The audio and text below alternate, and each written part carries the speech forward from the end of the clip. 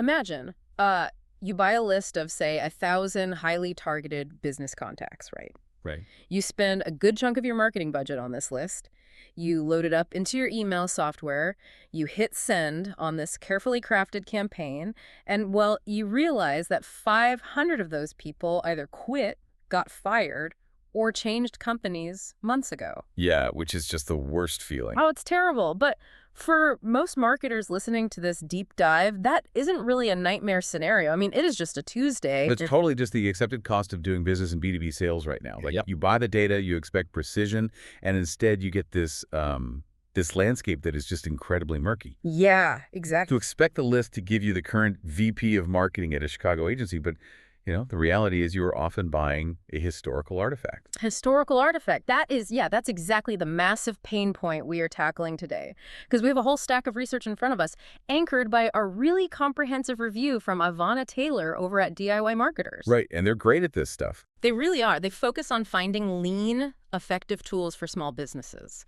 And they've been testing this brand new AI-driven lead generation tool called Origami, or Origami.chat. Yeah. And the claim here is wild. They're saying that up to 50% of contacts pulled from traditional lead generation databases are just dead on arrival, like stale data, wrong titles, irrelevant companies. 50%, I mean, that's half your list. Half.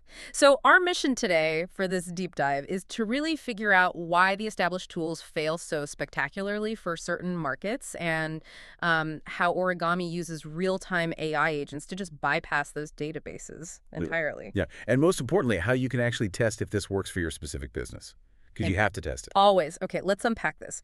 To really understand the solution, we first have to look at the structural mechanics of the problem, right? Like, why are these traditional lists so bad? Well, the flaw with traditional B2B databases, and we're talking about the heavyweights here, like Apollo or ZoomInfo, right? The flaw isn't a bug in their software. It is a fundamental feature of how large centralized data systems operate. I mean, they're essentially giant digital phone books. Okay, right. They take periodic snapshots of the business world. They scrape data, package it into a massive warehouse, and then, they sell you access to that warehouse. But the business world doesn't stand still. Far from it. The average American changes jobs every 4 years. Wow. Every 4 years. Yeah. That means in a database of, say, 100 million professionals, tens of thousands of data points become obsolete literally every single day. That's crazy to think about. Right. A database isn't a vault. It's a leaky bucket. Data scientists actually call this data decay. Data decay. I like that term. Yeah, when a system takes a snapshot, that snapshot starts aging the millisecond it is saved. Yeah. People get promoted, companies merge, domain names change. But I mean, I've seen the marketing copy for those legacy platforms, though. They boast massive numbers, like 275 million contacts. Yep. So if a database is that huge, shouldn't the sheer volume kind of compensate for the decay? Like, you just filter for what you need. What's fascinating here is volume is actually a liability if the data isn't actively verified. Wait, really? A liability? Oh, absolutely. Having 200 million contacts is completely useless if a significant portion of your specific export hasn't been re-verified in like 8 months. Oh, I see. Because when you export a list from a static database and send an email campaign, you are literally putting your company's digital reputation on the line. Okay, yeah. If that list has a bounce rate over 5%, that data is effectively toxic. Okay, wait, I want to pause on that, because a 5% failure rate in almost any other industry is considered a roaring success, right? Totally. Like, if 95% of my packages get delivered, I'm doing okay. Why is 5% toxic in email marketing? Well, because cold email infrastructure operates on very strict trust metrics. When your emails bounce at a rate of 5% or higher, email providers like Google and Microsoft, they notice immediately. They're watching. They are always watching.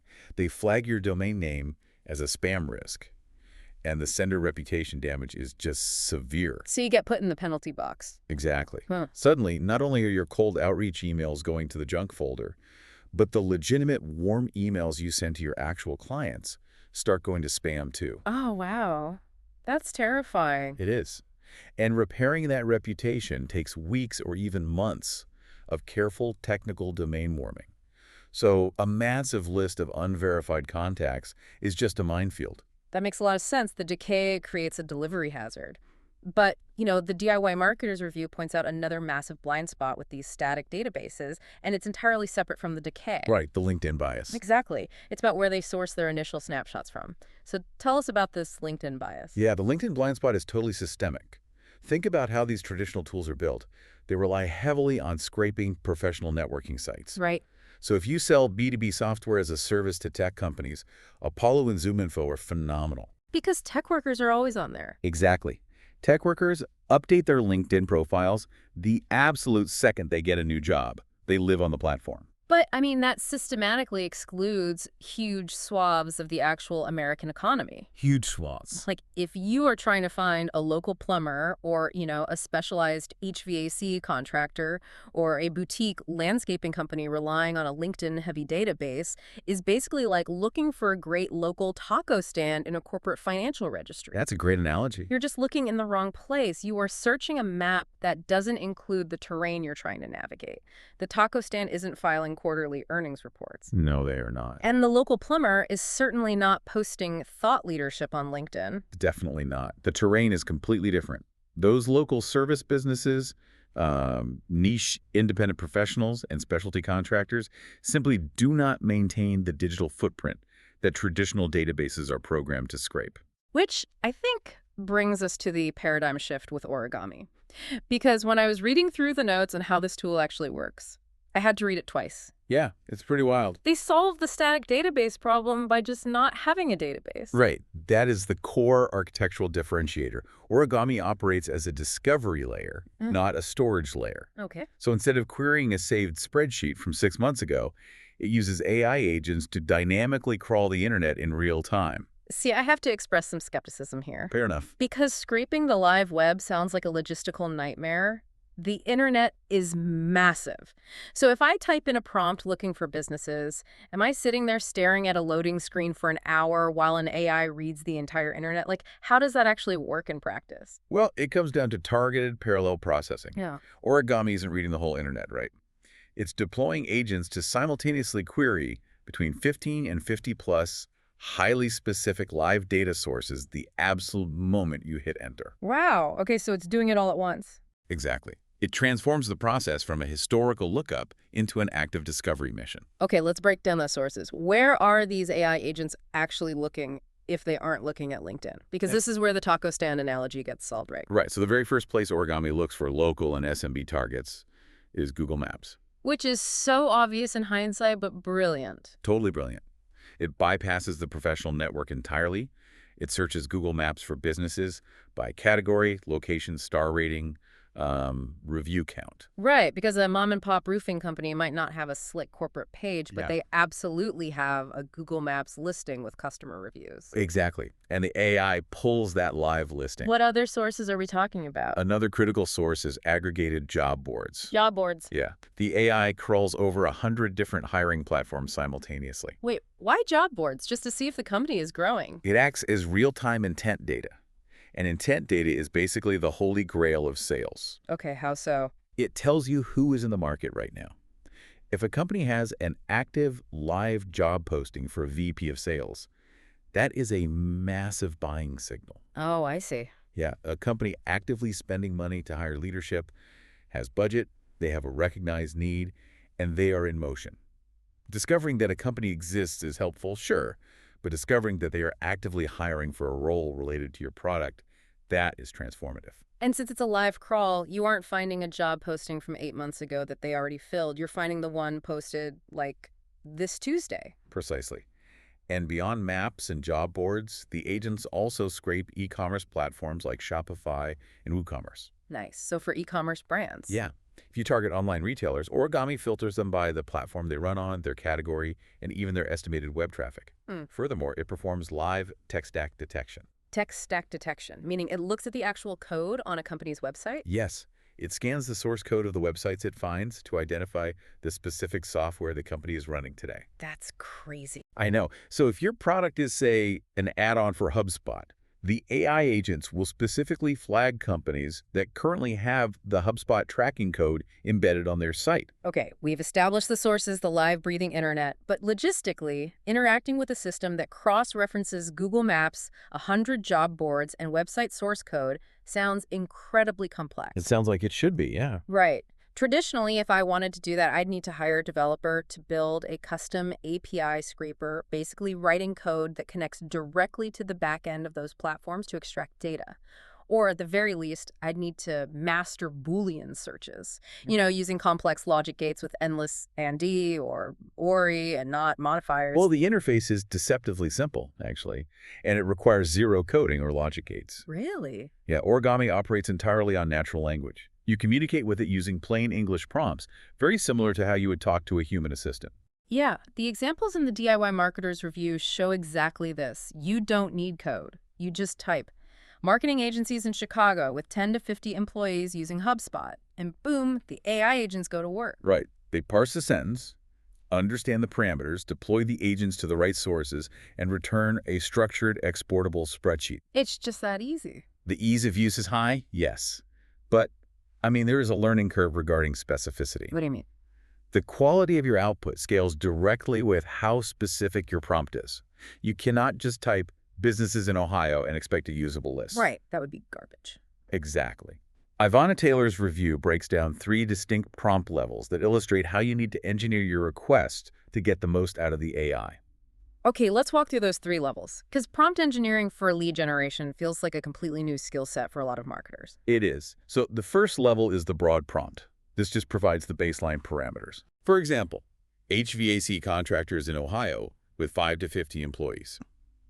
It gives the AI a clear industry category, a geographic boundary, and a company size constraint. Simple enough, but you can layer on more complexity with the second level, which they call the constraint prompt, right? Yes.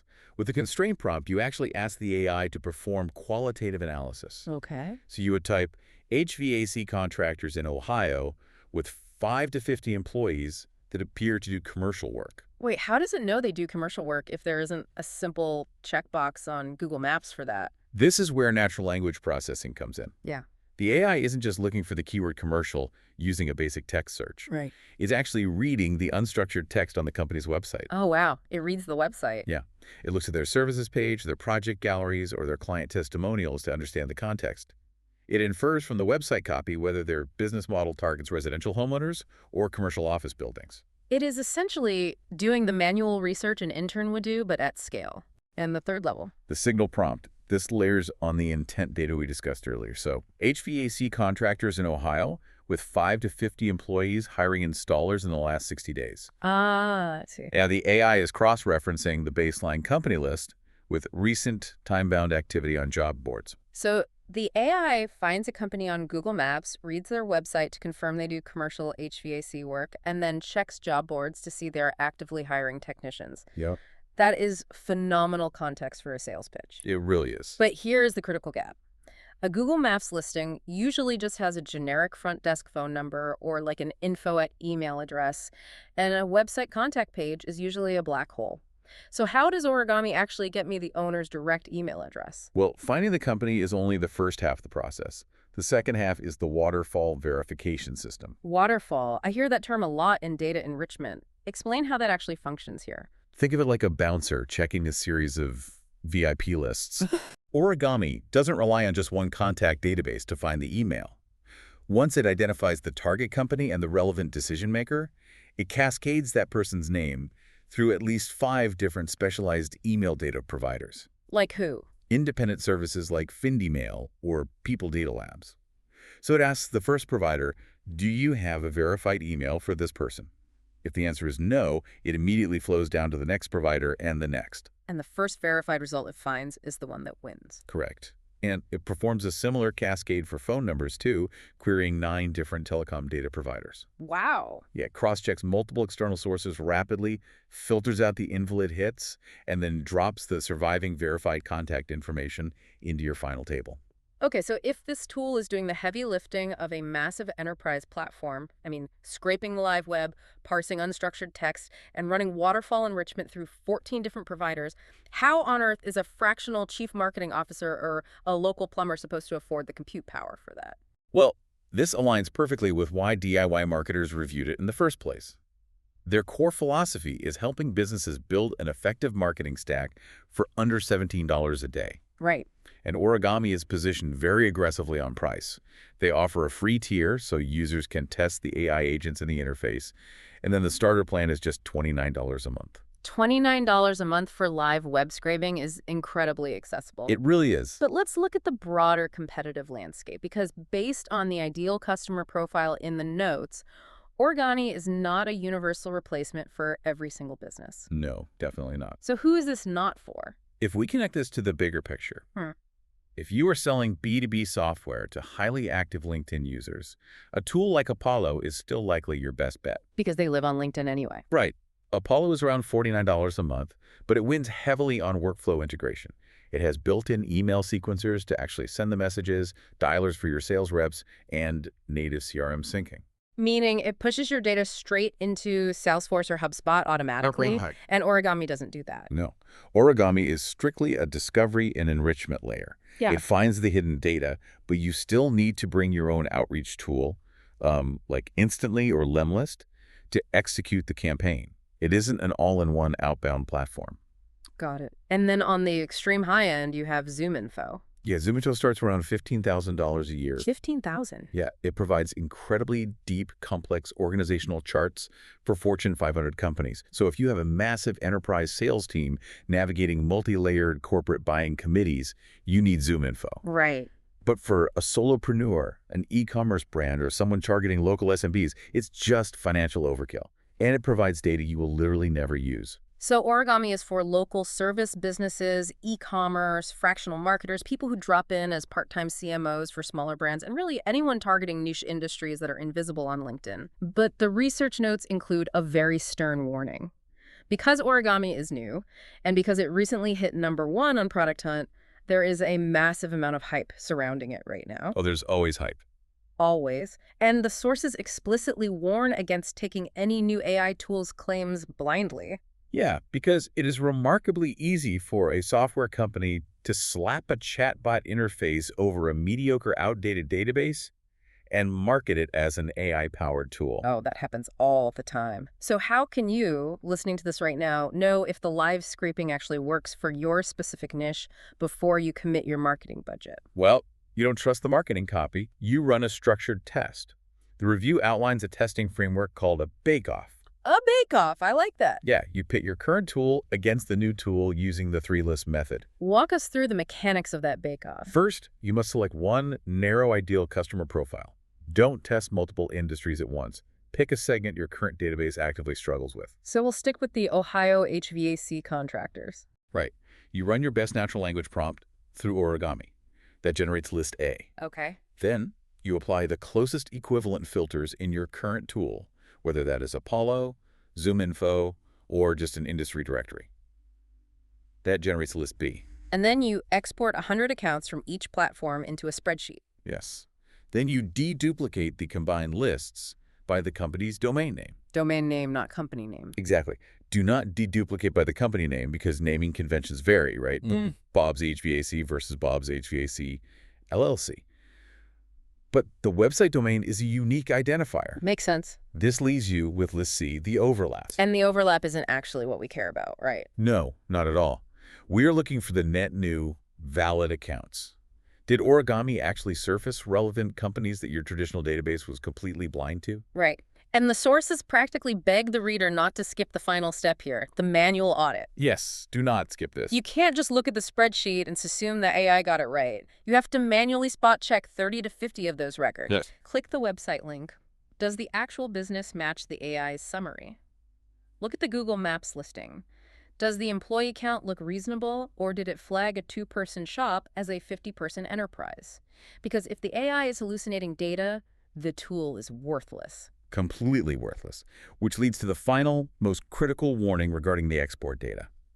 Even if the bake-off proves the tool finds great companies, you must never blindly trust a lead generation tool's internal email verification. Wait, even with Origami's multi-provider waterfall? Even then, before you load those contacts into your campaign software, you must run the exported list through an independent third-party email verifier like Zero Bounce or Never Bounce. Okay. We discussed the catastrophe of a 5% bounce rate earlier.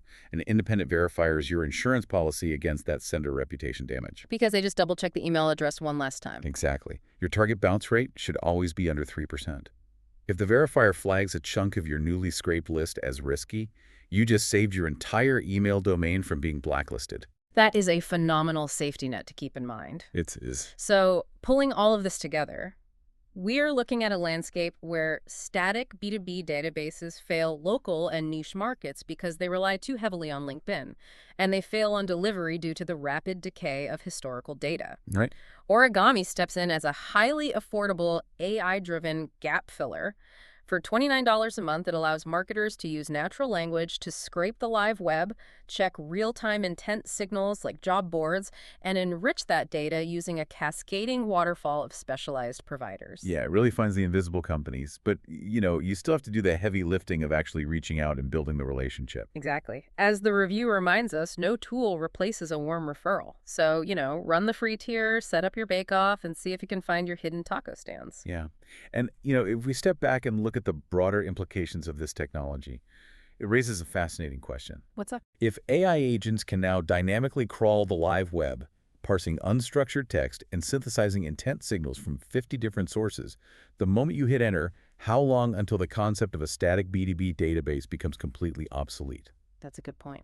We may be witnessing the transition from an era where companies value owning data to an era defined by generating data on demand. That is a profound thought to leave on. The infrastructure of how we find businesses isn't just getting a software update. The entire methodology is being reinvented. You don't need to buy an outdated map when you have a tool that can read the live terrain. Thank you for joining us for another deep dive. Take that bake-off framework, apply it to your own stack, and stay curious. We'll see you next time.